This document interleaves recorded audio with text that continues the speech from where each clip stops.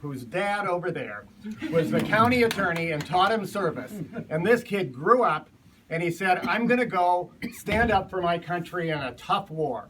And he did that, and he risked his life. He risked his life to stand up for this country. And you know what he did after he was done? He went back and did it again. And then he stood up and he said, there are kids in this country who are not getting an education, and I'm going to go help those in the toughest schools with the lowest results. And you know what he did then? He came back here and he said, at this moment, at this difficult time in this country, where all the things were on the line, he was going to put himself out there. And there are times in this country where great leaders have come forward, and we are so lucky to have one right now. Go out and get some votes for Dan Feehan.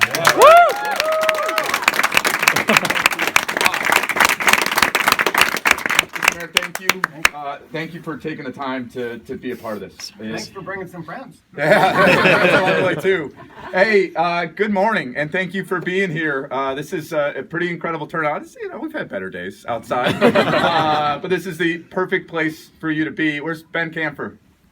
How many hours, Ben, until polls close on Tuesday?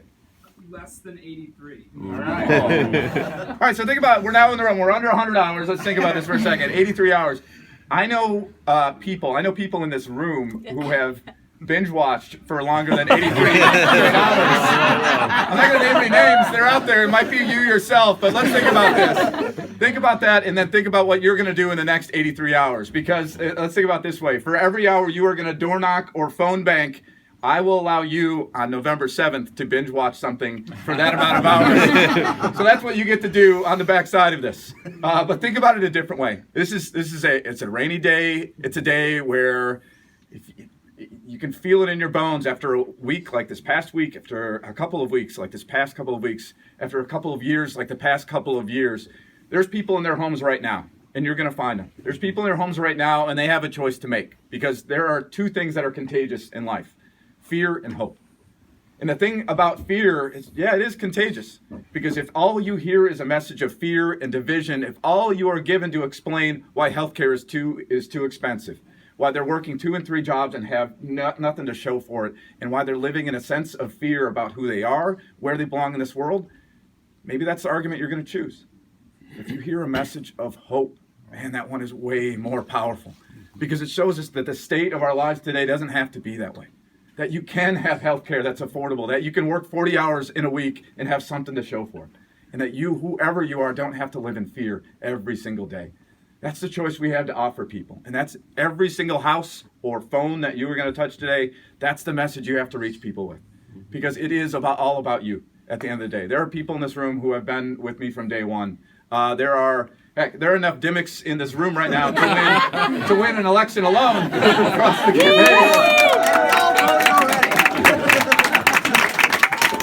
But it is you, because the millions and millions of dollars spent on this race are nothing compared to the message you bring to each and every door in each and every conversation. Because people vote on who they talk to.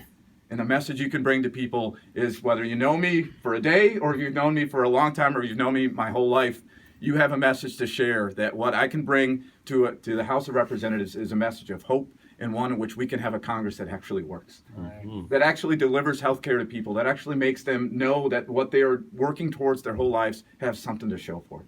That's the message you can deliver, and it is you that's going to deliver it, because this is how you win elections. It's not about a candidate. It's about the people that show up to actually act and show up in a moment of chaos. And I want to shout one of my favorite supporters, Anna Good, here as well.